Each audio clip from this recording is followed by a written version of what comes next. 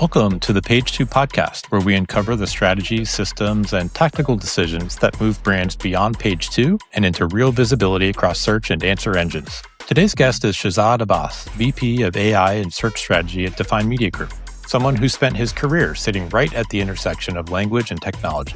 He doesn't spend much time in the spotlight, but he probably should.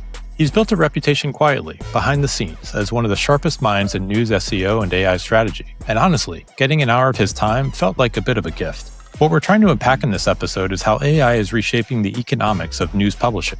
Shahzad walks through a massive study analyzing billions of clicks that reveals breaking news is thriving. But the surprising finding is where that traffic is coming from, and why platforms like Discover are overtaking traditional search, even as they deliver less valuable audiences. He also gets into the mechanics behind it all, how headlines, images, and editorial decisions now directly influence visibility across Discover. Shahzad is someone who deeply values language, authorship, and intent, yet he's also advising companies on how to strategically use AI-generated content. That push and pull between scale and substance, automation and authenticity is really at the core of everything we discuss. I think you're going to really enjoy this conversation, not just because of the insights, but because of how thoughtfully Shahzad approaches the work. You can hear it in every answer. He's not just reacting to change, he's trying to understand it at a fundamental level. If you learned something new today, take a second to subscribe to the Page 2 podcast. Leave us a rating or review and let us know what resonated.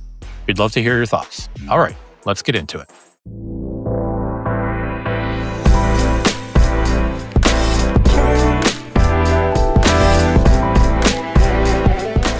Welcome to episode 117 of the Page 2 podcast. I'm your host, Jon Clark, and I'm joined as always by my partner at Moving Traffic Media, Joe DeVita. Hi. Today, we're excited to dig into all things news SEO with the VP AI and Search Strategy at Define Media Group. Shahzad Abbas, welcome to the show. Hey, thanks for having me, guys. We want to talk a lot about a lot of things that you have written. John and I have spent a lot of time trying to read everything you've written to prepare for this interview, but it became really clear to us, you have a passion for writing, you have a passion for languages, you've studied English at Cambridge. I wonder if you could just start by telling us where that inspiration comes from. What are you reading now? What have you read that has given you so much inspiration? Yeah, thank you. Appreciate the background. What's interesting is I did study English. It was a passion of mine. I came into it a little bit late, but once I did in college, it really just sparked my interest, and I just thought this was just the thing for me. So I was on a track to become a PhD. That's why I actually went to Cambridge for my graduate studies. Decided that it wasn't exactly what I wanted to do. This is back around the late 90s and 2000. Then I came back. The internet boom was going on. I had some ability to go into. I had some technical sort of background. I'd sort of played around with HTML back in those days in the late 90s, and so understood how to actually spin up a website. So I went into the technical field. Initially, I was more on sort of the front end development side, but then I became more of an SEO specialist as that field began to grow and people became aware of it.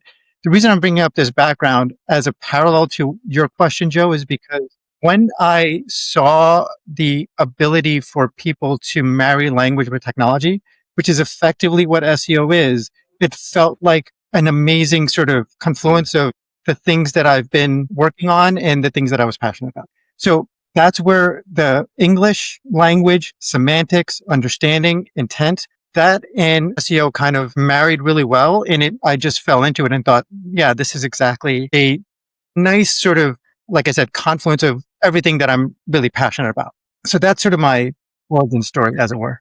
I know you speak multiple languages too, so I guess that helps you even further to break down language into different components. That if you only spoke one language, you don't even really think about that. But maybe can we just on the personal side, what have you read that inspired this love for language? Yeah, and that's again a great question. It's not a question to get asked very often, so I really appreciate sort of the digging in. So I'm of South Asian origin, right? I'm from Pakistan. When I went to school, I was at UPenn and I studied English there before I went to Cambridge. When I fell into English, what I really loved was post-colonialism. And so what that means is effectively, post-colonial literature is effectively the literature of the South Asian and other colonial countries that were sort of fighting against colonial imperialism, right? Effectively. And so at that time, especially and a little bit before that, after colonialism had ended, there was just this amazing flowering of literature that spoke to the impact and the both the benefits and destruction of colonialism on culture, right? How colonialist powers basically impacted how cultures wound up manifesting themselves after they left. What does it leave behind in its wake? And so for me as a South Asian, there was just this amazing flowering of Indian literature at that time. So from Salman Rushdie, Arundhati Roy to V.S. Naipaul, that's a little bit earlier, but effectively all of those authors were really just becoming really, really well known and really valuable. And again, it spoke to me again, just because of my background. And so that's really what led me to not only become like an English major, but also like focus on that specific topic. So like the master's degree that I wound up getting through Penn was focused on post-colonial literature. That's what I studied at Cambridge as well. We're going to try to make this transition into news. And I'll ask one more question about the types of things you like to read. Sounds like it's a mix of fiction and nonfiction, but are you just like reading all the times? Like every day you try to read?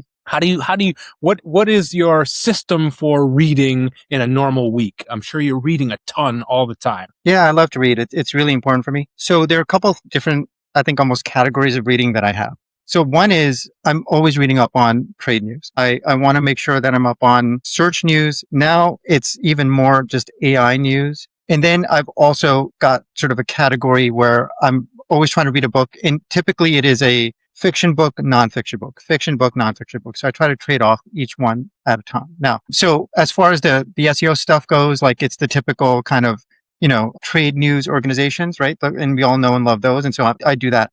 I think Substack's a big part of like my sort of news ingestion now. And so I have sort of a curated Substack that I look at, again, mostly focused on AI because I'm really interested in understanding how AI is going to affect us and affect the world. And not just from a specifically SEO standpoint. Obviously, that's important as well, right? Like AI overviews and AI mode and how the LLMs are sort of taking away or not taking away from Google search market. That's all fine. But what I'm also interested in is just AI in general and the impact that AI in general is going to have to our lives. It's going to, I think it's the biggest technology since potentially ever. And so I just want to understand it. I'm just interested in understanding all aspects of it. And so I'm always following like people that are saying really interesting and deep and meaningful things about AI. Now, when it comes to like books that I'm reading right now, so I have a book club that I'm a part of with actually my Penn, with friends from my Penn days. And so right now I'm reading A Passage to India, for example. So again, that's a book by Ian Forster. It has to do with colonialism, post-colonialism. I'm not always reading those types of books, right? Like, so for example, another book, that we read recently was The Body Knows the Score. And so that is about trauma and understanding how trauma actually manifests in the body and not just like, not just mentally. Like, I think there's a sort of, traditional like bifurcation between the mind and the body. And I think what this person is saying is that that's actually true in a sense, but also we can think about it in different ways because the manifestation of trauma actually sort of impacts like in different ways, including the way that your body responds. So again, I'm reading all sorts of different things at all times, but I think it is important for people in order to become well-rounded, is to read and read different types of books. And as a humanities major, I'm going to say that there's been nothing more impactful to me as in terms of my ability to read, understand, and just love language than constantly reading not only fiction, not only business books or industry books, but also nonfiction. Really super important because again, it just gives me a perspective and thoughts and an understanding of the world that is beyond what is my specific sort of narrow viewpoint. Gosh, there's so much. I know. I kind of want to make a separate podcast where we only talk about this kind of stuff. But let me try to make a loose transition. So you published a great AI overview study based on I think it was billions of click data that you have sort of in your cohort. And there's a call out at the bottom of the blog post that you published mentioning that you used Claude for graph creation and sort of some of the data analysis, but you elected not to use Claude for any of the actual writing. Talk to us a little bit about that. Like, how are you thinking about AI's creation of content as it relates to your sort of love and appreciation for the written word? Like, is there a conflict there for you at all? It was important for me personally to write this blog post with my own thoughts, with my own language, with sort of my own creative hand and to develop the through line of like what I'm trying to say and making sure that there is no intermediary between what I'm trying to say and who I'm trying to say it to, right? Mm. Because if you use AI, what's happening is it's taking to some degree its own interpretation of what you're using and then providing that to Totally. the audience. And that's fine in some ways. I've, of course, used AI to summarize content, to provide briefs, to even use as part of what I'm providing to my clients. I think everybody's doing that. In this case specifically, I wanted to be very clear to the audience that this was only our work, that this was only my work, that every single word that was written in here was actually written, quote unquote, the old fashioned way, because again, I did not want there to be any buffer between what I wanted to say, how I wanted to say it, and how I wanted the audience to react to it. Otherwise, you just sort of, if you're using AI, then you're giving up a little bit of that, of your real intent and meaning, because it's just going to use different language to get to what you're trying to say. Got it. Got it. I want to come back to the study because there's some really good data points in there, but maybe to stay on this track a little bit.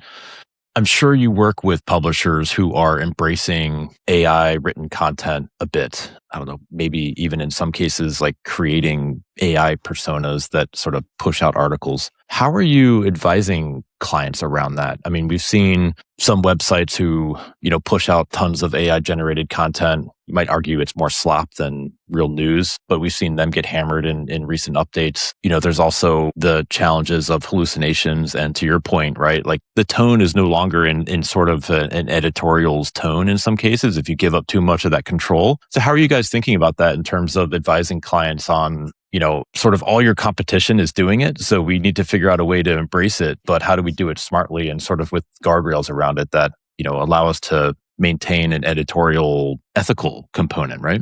Carefully and judiciously. So what I mean by that is everybody is resource constrained. And so we're not coming into this blind or idealistic. There are plenty of publishers who we have that want to write more, but don't have the resources to be able to write that content. And so what we're trying to do is identify those gaps in which they don't have, for example, an actual writer on that specific topic or beat, and let them know that, okay, maybe this is a way that you can break into this. And as it potentially grows and succeeds, if it does, then maybe you put somebody real on it. But it can be a starter as far as the foray goes into topics that they're not covering, and then allow that to potentially be a bellwether about whether you actually invest more resources into that area. So that's the way that we're trying to approach it. We're not advocates for massive scale. It just doesn't work. It hasn't proven to work now. And I think even if it did work, again, I've seen the studies, I'm sure you guys have, where initially it works and then it gets hammered. And so we've seen these cycles before when it comes to Google. Google will eventually catch up, and it's always trying to provide its point of view of the most helpful content available. Google has not said that AI is verboten by any means, but at the same time, anybody who's actually seen AI content at scale that isn't sort of carefully editorially curated can spot it from a mile away. And it doesn't have, at this point, I believe, the same level of quality that a human editorial view can provide. And so from that perspective, I think it is a dangerous game you're playing if you're scaling out AI.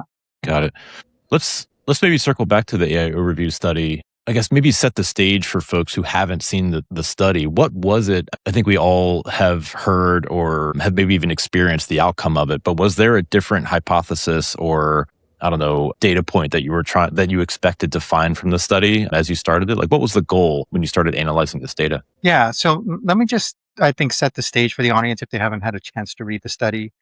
Perfect. What we tried to do in this study, so I wrote a blog post and I wanted to understand if there was a difference in performance for breaking news. So again, what I mean by breaking news is news that appears in the top carousel of search results. So that top stories is effectively what I call breaking news. It's news of the moment. It is news that is potentially even changing throughout the course of minutes or definitely hours, especially in the course of a day or 2 days or 3 days. Think about something like the Iran war, right? Like That's constantly changing. Anything that you're searching for right now is going to be very different from yesterday or 2 days ago. So that is an example of breaking news. And so what I wanted to understand is there a difference in the ability for publishers to perform well in breaking news versus editorial and evergreen content? We had sensed this happening because we have a pretty robust dashboard across all our clients that we are keeping track of, and we're looking at this. And so when we're looking at breaking news sites and the breaking news sections of their editorial content, we're seeing that they're actually performing well versus more lifestyle or editorial or health content where that is really, really suffering. And so we had an idea that this was actually happening. And that's what was the genesis of the study. So what I wanted to sort of do is validate this hypothesis I had that breaking news is actually a moat around which AI and AI overviews and the LLMs have not actually, bridged. And I wanted to understand, if that's the case, how much of an impact it's actually had. And then the third thing that I wanted to do was break out web search versus discover and understand if there's a difference between the two. Those are the reasons why I went into this research to begin with. Now, what I found as far as the research goes was a couple of things that surprised me and a couple of things that I expected. So what I expected was that breaking news would be protected from AI. Why is this? It's protected because AI right now, as it stands, the technology itself is obviously grounded on training data, and then it needs the RAG system, so the retrieval augmented generation, to actually grab web search and bring it into the generative summary that we all see in AI overviews or any other breaking news chat, right? That is going to be somewhat of a limitation. Google has 25 years of a durable system to get the latest news and provide it to its users. So it knows how to do this already. The LLMs are not built to actually grab the latest information. Initially, when the LLMs before the RAG systems actually came out and web search was integrated, they would say, hey, this training data stops at a few months ago or whatever. So from that perspective, I expected that breaking news would be protected. It turns out it is. So what we saw was, we did a study. It was like a 6-month period. And we saw that breaking news was up like 103% or something. That was like crazy, right? And so it was doing really, really well. Evergreen content. And so we were able to break out and segment across our entire portfolio of sites that were in the study, breaking news content versus non-breaking news content. So evergreen content, lifestyle content, health content, etc. And we saw that was going down. So there's a clear, breaking news is this way, it's going up, and then evergreen content is going down. That's very clear. What we were able to understand is that breaking news is doing well in top stories, but not as well as we thought. So I think that was the surprising finding, which is that the majority of the driver of breaking news is actually not the top stories carousel. Now, if we're thinking about breaking news in terms of just overall search performance and how it's measuring against the market per se, it's doing really well, right? It's up like 2%. So breaking news in web search is up 2% over this time period, 2 or 3%, something like that. That is well overperforming against the general search market, just everything, which is down like 40%. So if you're a stock and you put money into breaking news, you're doing okay, right? But if you had put in stock into discover breaking news, that's where all the growth is. So it's like up like 140%, whatever the number was. And so that's what surprised me. I didn't expect to find that because I'd always sort of assumed that Discover is more of a evergreen lifestyle entertainment channel. And it turns out it's not. There's opportunity here for Discover to actually be more of a breaking news channel.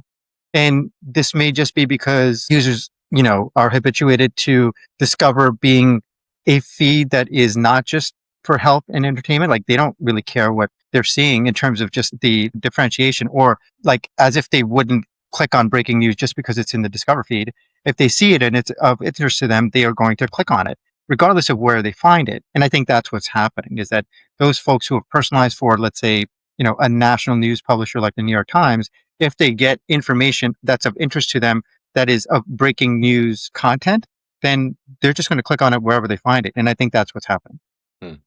Can I ask you to make a distinction with breaking news and Discover? For a reader to see breaking news, they've got to show some interest in a news subject. But with Discover, you're in a Google app and you're just you get a it's really passive. You have this like personalized feed of stories that kind of endlessly scrolls, and hopefully you click on something eventually. But those are two really different behaviors. And my question is, well, if you agree with that, yes or no would be great. Yes. Yeah. And then there's a different value in the people who click through. Someone who's interested in a certain news story, they see some breaking news content, they click into it, they read it. Someone who's passively scrolling a personalized Discover feed eventually clicks on something. They didn't have an intent when they started, and they were convinced to click through to something. The value of that traffic's got to be different.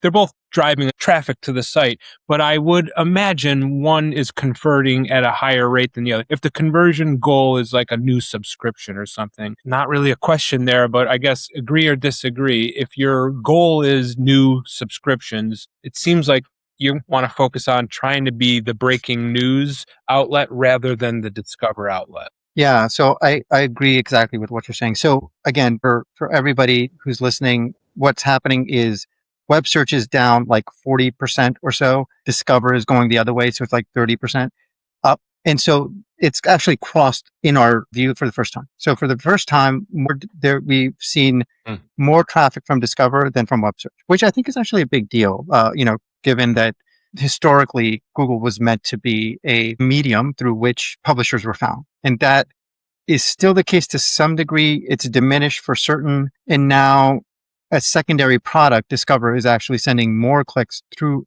our news publisher heavy portfolio than web search, which is, again, I think that's somewhat, astounding. Now, as far as the value of Discover versus web traffic goes, and I'm going to say specifically web search organic traffic, you're absolutely right, Joe.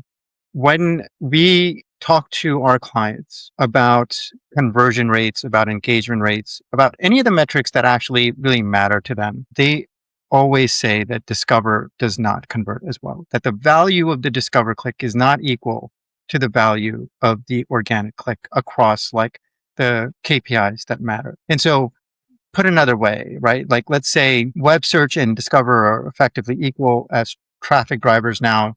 If the value of the organic traffic is like $1, maybe the value of the Discover traffic is like 75 cents or something like that, right? Like there's more to make up in terms of value.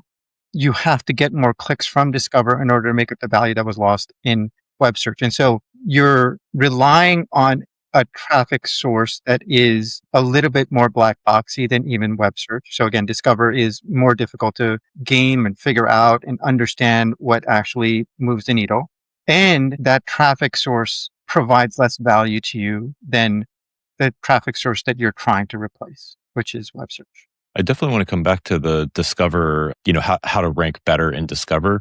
But I'm curious what all this data means for local news publishers. I think they've always probably been at a disadvantage for top stories anyway, compared to the national publishers. They probably have a better chance in Discover. But if that traffic value, as you've described it, is less valuable traffic, what does that mean for local publishers? Like, how do they compete in this space? And maybe to build on that, I don't know if you can say, but were local publishers part of that cohort of data, or were you looking primarily at sort of national publishers? Yeah, John. So you hit the nail right on the head. This is actually like my next. I think I'm going to potentially extend this out to local as well. We have a fairly large local cohort across the nation. I think it's 200 plus local publishers in our portfolio.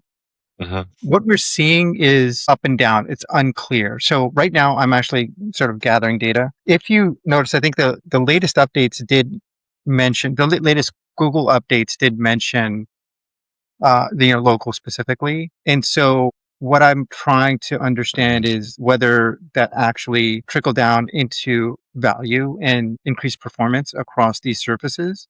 It's a great question. I will say that just anecdotally is that our local publishers at a general level, did seem to be fairly resilient when it came to these traffic losses. Now, that doesn't mean that they didn't follow the same trends. They did. But I think my sense is that Google is trying to showcase local publishers if it's able to triangulate where you're coming from. And so, like, if you're typing in a local search result, let's say, so I'm in New Jersey.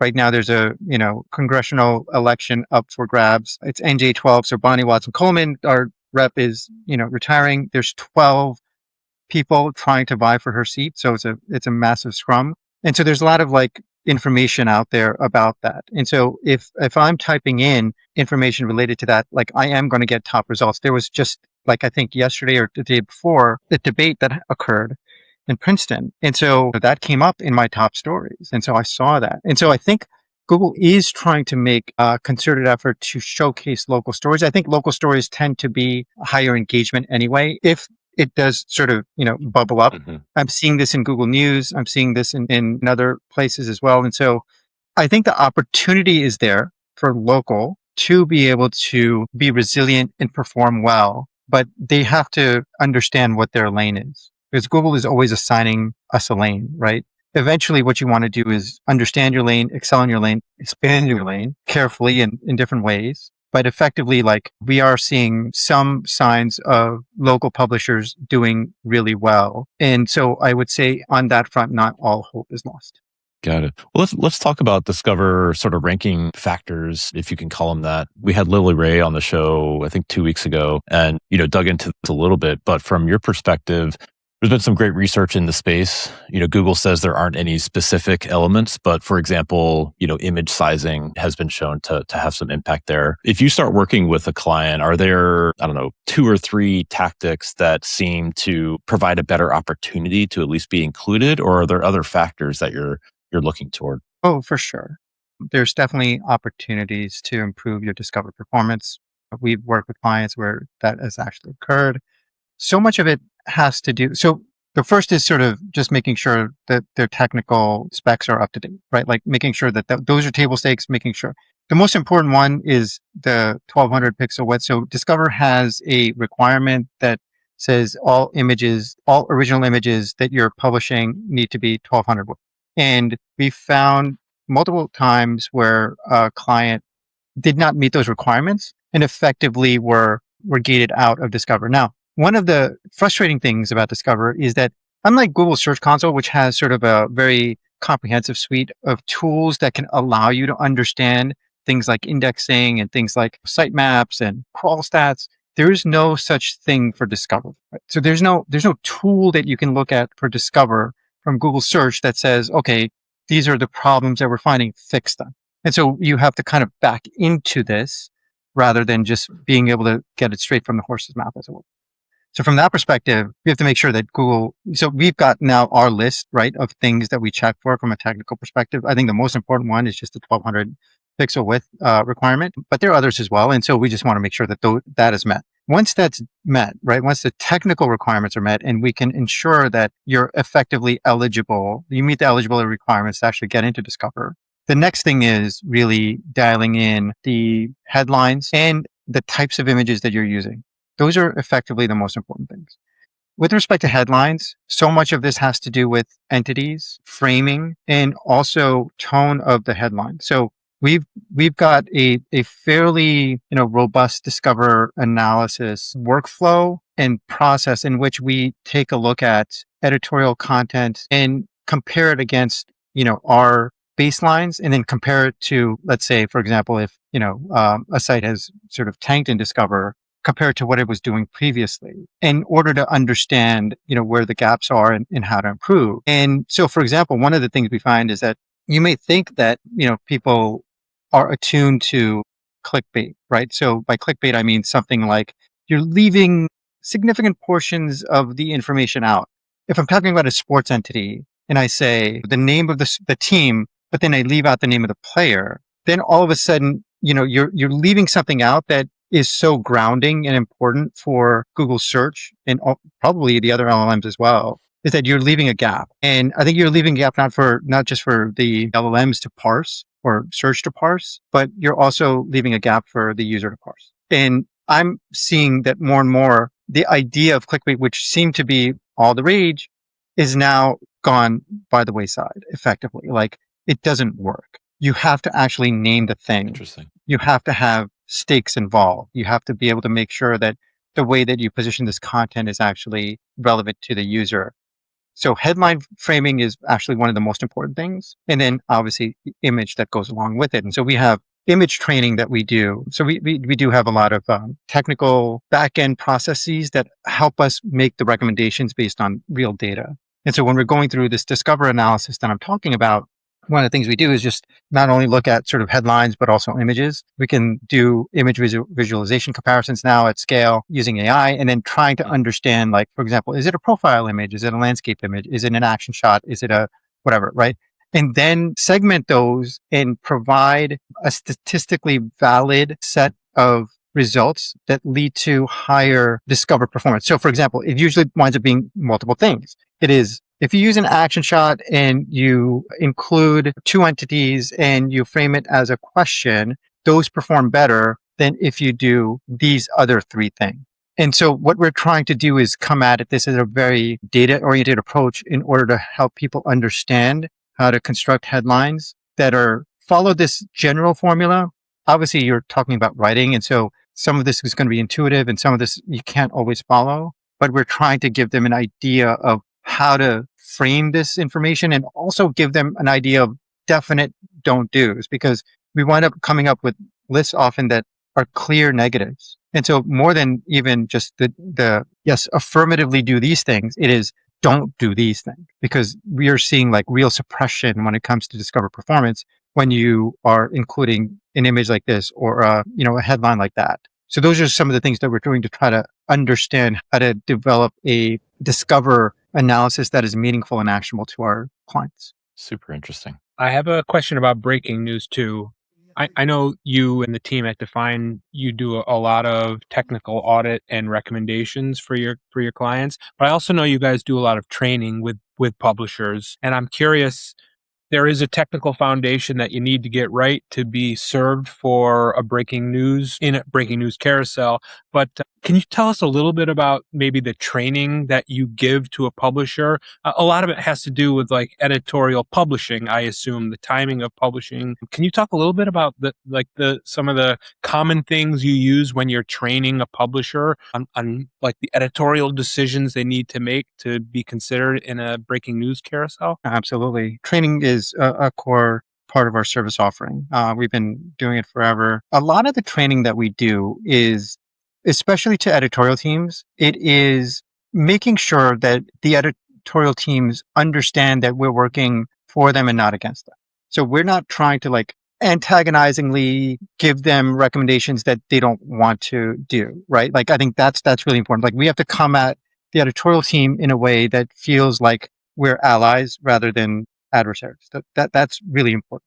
Mechanistically, the way that we approach this is typically along fundamental SEO best practices. It's literally title tags, headlines, subheads, and providing that information in a way that, again, shows like the data-driven approach. Like everything that we do is very heavily data-driven. And so any presentation that we ever do will show like a set of title tags that are really well dialed in, that have entities that meet the minimum standard, title tag length, and then have really well-formed meta descriptions and H1s and subheads. And we present that to them, and then we present the opposite.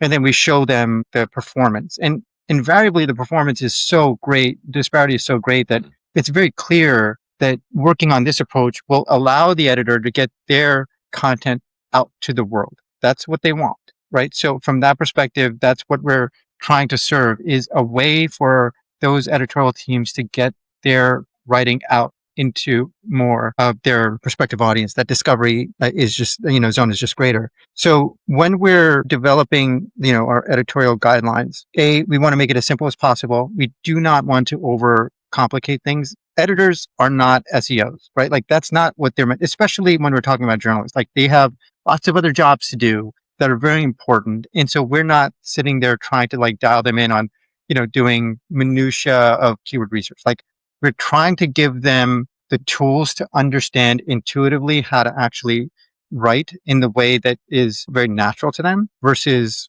SEOified or AIified approach to headline writing or content writing.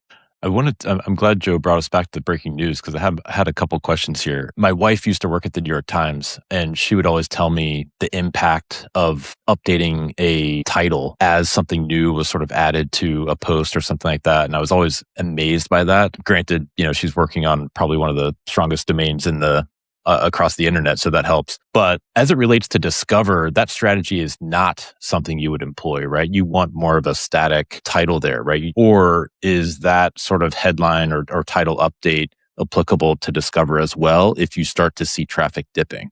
Yeah, so don't sleep on title tags, because title tags are so basic but so valuable. So you're 100% right on that. Totally. When it comes to Discover, that's actually a great question. I am not sure of the impact that updating a title or even a headline would have on Discover performance after it's actually been indexed. So for example, I have a very strong understanding of how that appears in breaking news, right? Like if you update your title tag or headline, Google is coming back every few minutes to actually re-index content, especially if it's in the news sitemap, and especially if it's gotten pinged to actually say, hey, there's been a significant update to the story. It wants to present the latest story to its users. So 100% that is impactful. How that surfaces to Discover is actually an interesting question. I don't know the answer to that question simply because I don't know how, whether that actually gets juiced up a little bit in Discover for a news piece that is of the moment, how that actually impacts, on a day-to-day basis. So it might be something I might look at. It's kind of interesting too, right? Because Discover just had its first official algorithm update. So I'm wondering if they're starting to separate those out, and maybe there is an opportunity there. Sounds like more to be learned before we can make an explicit decision, but it's kind of interesting to think about. We're definitely seeing somewhat of a separation between the Discover systems and the search systems. I think Glenn Gabe was the first to point it out a little while ago, and I would concur with that statement, which is that the systems that had been effectively, I think Discover was sort of a child of organic search index, right? And so it was sort of built upon that. Then over time, I think it's just evolved, especially now that it's sending even more traffic off into publishers and web search. It's becoming its own entity in its own right. And so it's a sort of like moving away from the nest in a way.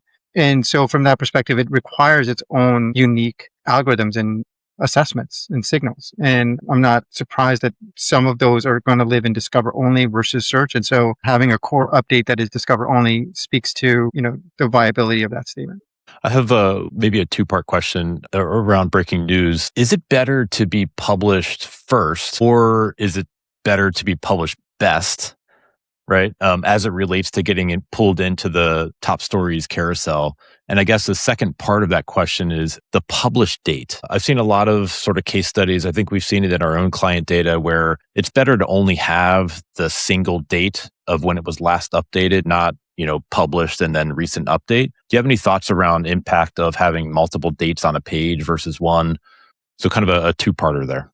Yeah, I'll take the second part first, which is the publish date. That's been a big bugaboo with Google. We've seen lots of instances where Google is just pulling the wrong date from the page. So there are lots of places where the date can actually live. So it can live in the structured data, it can live on page, it can live even on different sections of the page that the CMS actually pushes. So we've seen lots of different versions of pages have multiple different dates, and Google is actually pulling those in, surfacing in search results, and then it being wrong, and sometimes wrong by years. And that can be super impactful to the viability of this as a search result for now, even if it is an evergreen content. If it's last updated in 2023 and it's 2026, are you going to click on that evergreen content versus something that was updated like 3 months ago? You probably won't. So because there's just sort of like, more updated information that you want to get, and it's like showcasing it to you in search results. Like you see it very prominently. So that's a problem. So I think you do have to be very careful with, judicious about specifically which dates you actually provide. And so I think you're right, John, that you want to showcase only those dates that are clear and meaningful and most impactful to the user, not have two separate dates, because we've seen time and again that Google chooses the wrong date or the date that you don't want it to show. And so, reducing that point of friction is extremely important.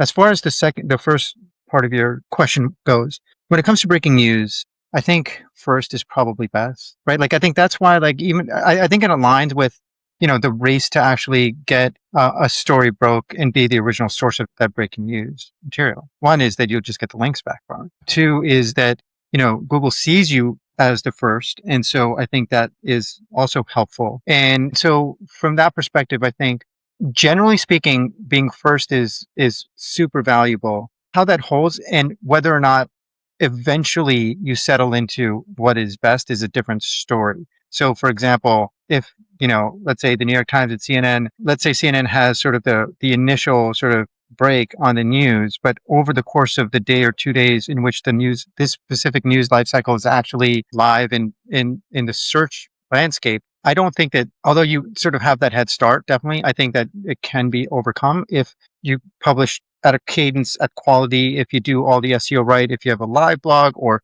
anything else that sort of supports the ability for that news content to continue to surface in your top carousels, I think it can be overcome for sure. Like it's not as if you're always going to be behind. You can play catch up as well. I got to shift gears a little bit. Shahzad, 15 years ago, you worked for Reader's Digest at about the same time social media was just becoming popular and disrupted companies whose business model was built around creating and publishing content. You must have learned something from that experience working with Reader's Digest that now in today's era of AI disruption, or at least with publishers' business models slightly being disrupted by AI, that maybe you're seeing something that you can relate to from the past. And I'm curious, with all the conversations you're having with some of our country's largest news publishers, is there something that they're missing or not really willing to accept with the reality in which they're going to have to figure out? That's a great question. And I appreciate you sort of bringing it back. History rhymes, right? Like we see a version of history in terms of these cycles repeat themselves. And it is always well worth looking back at historical cycles to recognize what we can understand from them and also understand what is different from this specific cycle. I was at another legacy site, so it was TV Guide, not Reader's Digest, but the point is still the same, which is that, yeah, no worries. But the point is still extremely valid because at that time, I remember our GM, so Facebook had just sort of come out publicly. This is like 2006, 7, 8, something along those lines. Like, people were really starting to recognize Facebook as an important entity. My GM at TV Guide, he actually like requested us to sign up for Facebook from his account to all of our accounts because he was like, sign up for this thing. It's important if you haven't already. And so like we all then signed up. And so that's how I actually got my first Facebook account because he was like, this is worth paying attention to. So shout out to Paul Greenberg for getting me out there, first. When it comes to that disruption, I think there's been multiple disruptions. So social was a disruption. Google algorithm updates were a disruption, right? So the Panda Penguin era was a disruption. Like all that sort of backlink network work was kind of wiped away. There was the mobile stuff that happened in the mid 2015s. That was a disruption. And so there's definitely been these sort of large scale cycles of how Google has changed and how consumption habits have changed. I think one of the things that I would say when it comes to AI that's really important to understand is the way that I like to think about this current cycle is by using, a term that I think Rand Fishkin is actually trying to advocate for, which is this is an area of SEO where the E is search everywhere optimization. And I think that has a lot of credibility and valence to it because the mechanism of information retrieval hasn't diminished, it's only increased. So Google search is actually as a product is actually like continue to increase in terms of how many people are searching for content on Google through the app or through google.com. When ChatGPT first came out, we thought, hey, this was actually going to cause Google to potentially decline in search market share. Maybe it has a little bit just overall, but like not in any meaningful or material way. That's not true. And so what we're seeing right now is that effectively what's happened is AI is stacked on top of search. So search is still whatever it was, trillions of data points that it has. AI is just on top of it. And it's a mechanism that people are using to get back into search, to go deeper into like either validating or purchasing in terms of their journey and completing their journey. So I think that's important for everybody to understand is that there's a lot of hype around AI and especially AI tracking tools. Google search is not going away. That is very, very important to understand. Also, Google from a distribution and hardware and market position standpoint, has a very strong position. Gemini is integrated within Google Search. It's a standalone app, and the distribution is actually something that nobody else can touch. So whatever growth areas you're seeing as far as OpenAI or Claude, the reality is that the full scope of data, if you think about Gemini plus Google, they're actually in the lead. And it's going to be really hard for anybody to dislodge them because, let's say, even from a legal standpoint, the Justice Department did not sort of say, hey, Google Chrome and Android have to be separated from Google proper. And so now they have carte blanche. They can really put the pedal to the metal and allow themselves to go full bore on the integration, to full scale, like vertical integration between AI and search. So that's the one thing that I would say is that it is a search everywhere optimization world. All of these LLMs are growing is on top of and not in replacement of Google, and Google is very well positioned. So it would not be prudent to think that Google is passé. In fact, they are in a stronger position than they have ever been before. Got it. Yeah, I think that's maybe a good place to wrap. Do you mind if we jump to some rapid fires? Yeah, go ahead. Yeah, this is great. You mentioned Substack earlier. I'm sort of curious, if there was a news startup today, would you recommend Substack as a CMS to build on, or would you still think about a traditional CMS as the way to go for a news publisher? I'm old school. I want to keep my people with me. I don't want to give away my audience to anybody, despite how valuable it can be. I think you can have Substack as a supplementary, but if I'm starting anything, I want to start my own and allow it to grow organically, endemically, and have it be owned by me and have that direct relationship. I don't want there to be an intermediary between myself and my audience. If you could add one piece of data or view of data within Google Search Console, make your life a little easier, what would it be? Top stories. They've never had a top stories view. Secondarily, I'm gonna expand it a little bit, but now AI overviews. Please, we'd love to see what that is. I think it's difficult for them to want to do that because it's going to show a stark reality. Maybe not a rapid fire question, but your comment reminded me, are you integrating the citation data from Bing into your data analysis recently, or is it not expansive enough to make some decisions against? We haven't looked into it yet, but that's a great point, John. Like, I think we can use it as a sort of, proxy. It's sort of like the Nielsen model of like a sample size that's probably good enough. So I think that's worth looking into. But I think the problem is that, frankly, there are not a lot of publishers that are looking at actively or even have Google Webmaster Bing tools. So we have to maybe push them and even on us, maybe we have to recognize that they are innovating and trying to push the needle for higher standards. And that is something that we should look into as well. Is there a KPI that your most sophisticated clients care about that your least sophisticated clients don't really care about yet? Yeah.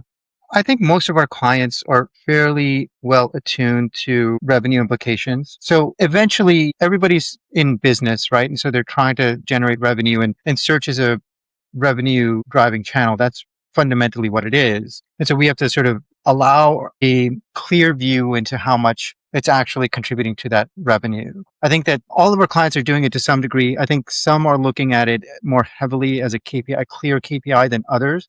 And so it's not necessarily that not everybody's looking at it. Everybody is.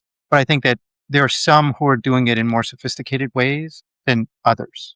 I think one challenge with a news organization is figuring out what those SEO roles should be, or those audience roles should be sort of in the newsroom.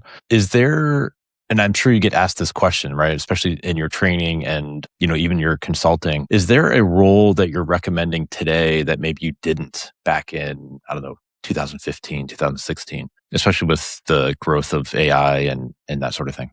The folks we talk to that we have relationships with that are main points of contact within the publishing space, what we're trying to do is expand their remit to include AI.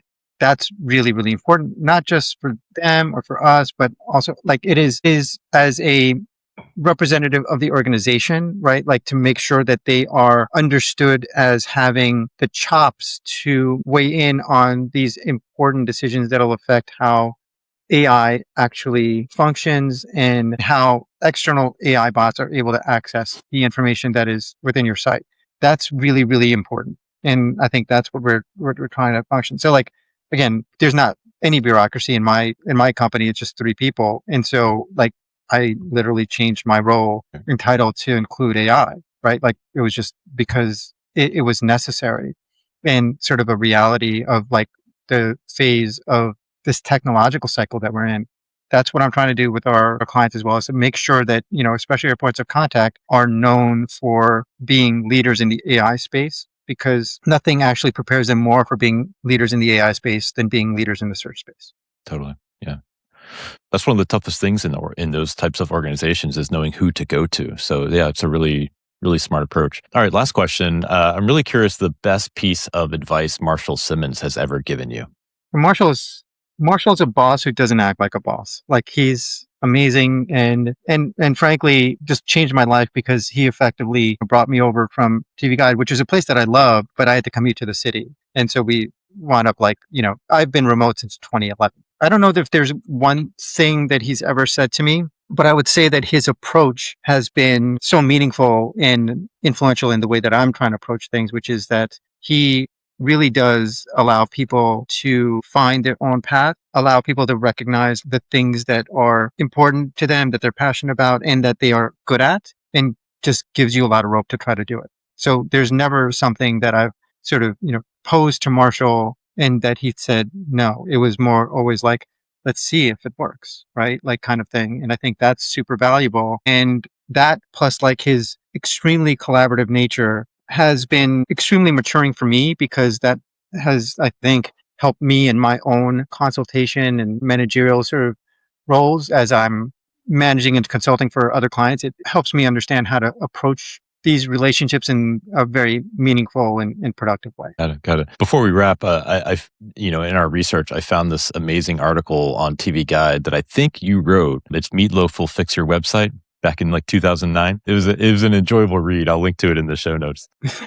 But Shahzad, this has been really insightful. I appreciate you taking the time to, be thoughtful with your responses. So if folks want to connect with you online, where can they find you? Yeah, I'm on LinkedIn. I don't have Facebook. I don't have Instagram. I don't have TikTok, but I am active on LinkedIn. So you can find me there. Okay, perfect. And we'll link to your profile in the show notes as well. Thanks again for being on the Page 2 podcast. And for those who are listening in, if you enjoyed the show, please remember to subscribe, rate, and review. We'll see you next week. Bye-bye. Thank you, guys.